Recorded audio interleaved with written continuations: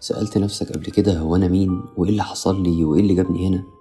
في زحمة حياتك ومع كتر المسؤوليات اللي عليك دخلت أوضتك اللي أنت بتحبها وبترتاح فيها، ولقيت كل حاجة متغيرة والنور فيها مطفي. كل الحاجات اللي كنت بتحبها وبتلاقي نفسك فيها وإنت بتشتاق لها، بس من كتر المسؤوليات اللي عليك سبتها.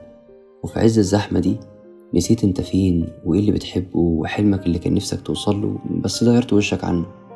ويبدأ معاك حلمك والحاجات اللي بتحبها تشوفها تاني، وتدريجيا تلاقي نفسك بتنور في الأوضة اللي طول عمرك كنت بتحبها بس ما كنتش لاقي ليها وقت ولا كنت عايز تبص عليها.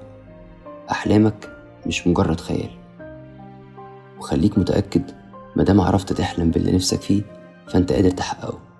انت تستحق الحلم بتاعك.